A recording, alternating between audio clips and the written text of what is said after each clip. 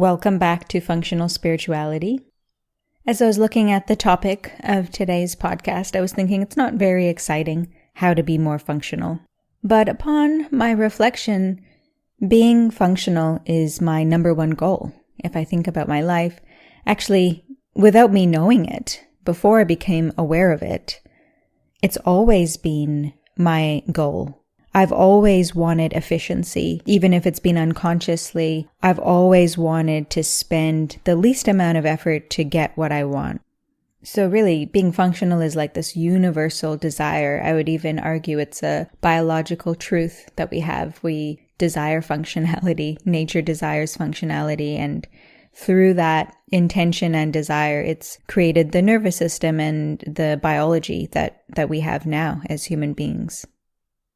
So I will offer some tips or some ideas about how to be more functional. But the first step I would suggest is to understand about functionality in the context that we live in. So what will make us be more functional and what also creates the sense of dysfunctionality.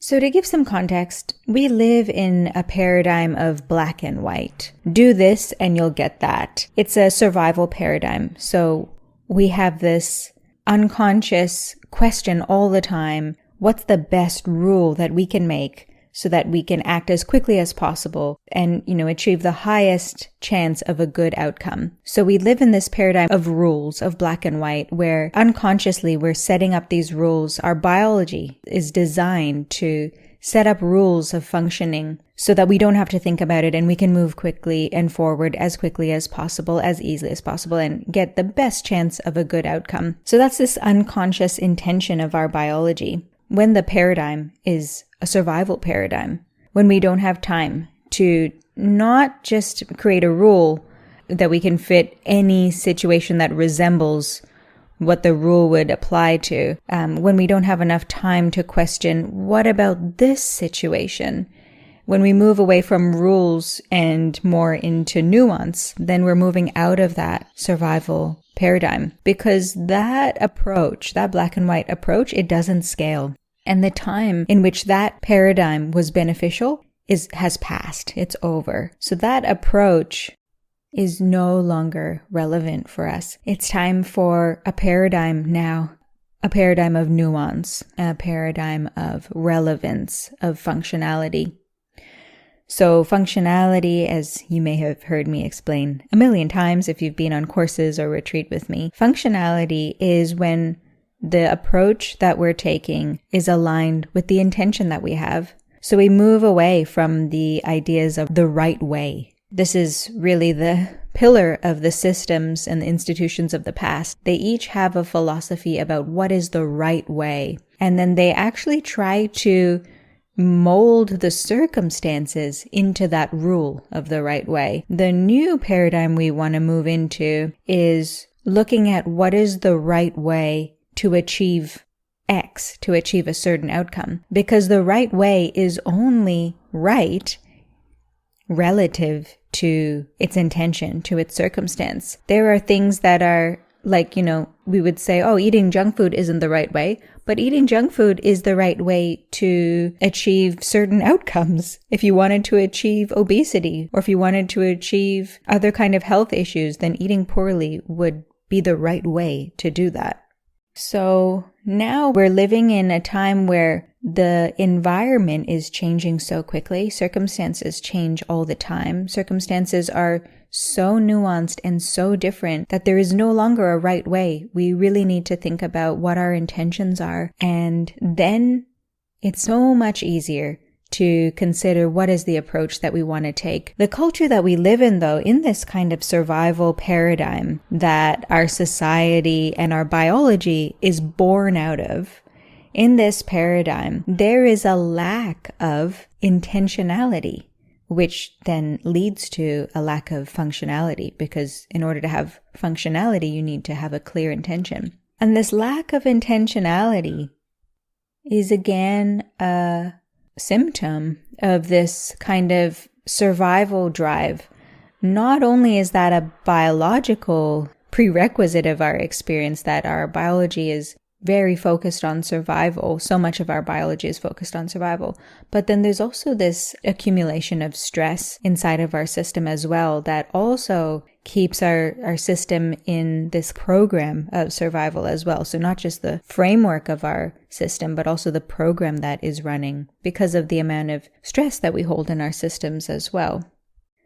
So that survival paradigm, again, is keeping us in the speediness. It's keeping us in the lack of consideration and discernment and deeper thinking. So there's no time for deeper thinking, deeper consideration, deeper functionality, deeper intentionality, curiosity, and discerning, what is truly the outcome that I want and need and what's necessary in this circumstance right now in this context as things are always changing. Today, what do I need to do? Today, how do I need to eat? Today, how do I need to exercise? In this circumstance, how should I communicate? We are not going to think in those ways if we are running a program of survival, or if we're running a program of fear, worry, speediness, needing to get ahead, which is this kind of paradigm and the kind of program that we're running all the time. So when we're running that fear, worry, activated program, the intention is to just get through, just get by, just complete, just get ahead, just survive, and then later reflect, regenerate, pause, slow down. But we live in this imbalance where there is no later, there is no pause, no reflect time kind of built into this paradigm. It's something that we need to consciously introduce. Otherwise, we it's quality, a characteristic of our experience is that we are living on the surface of our experience. So there are so many layers to our experience. We kind of assume that our experience is coherent, that what we're thinking in our mind is reflective of what we're feeling in our body and what's actually happening inside of our system. But the reality is that our thinking mind is telling a story about our experience. Our thinking mind tells us about the world so that we can navigate it. And that story, what the mind is telling us, is not necessarily right.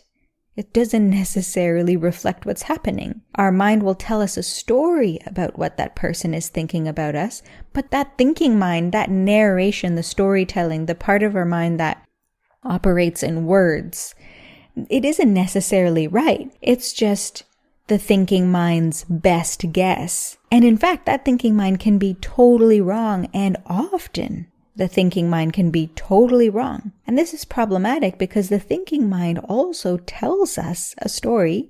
It's always telling stories. The thinking mind tells us a story about what we feel and what we need and what we're doing.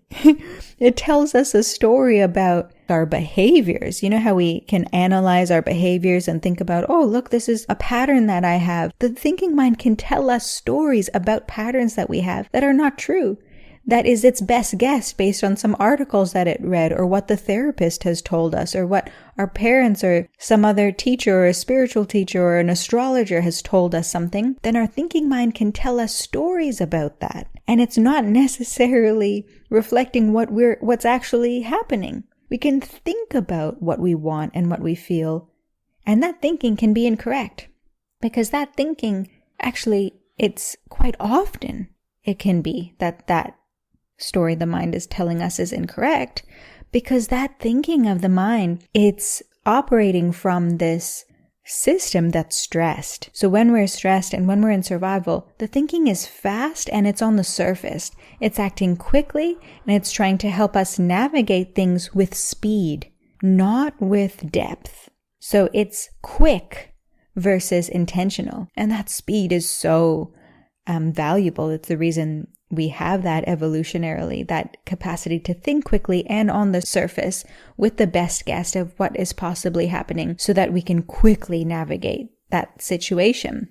However, we're operating in that way when we're not in immediate danger. So we're thinking in a way that's on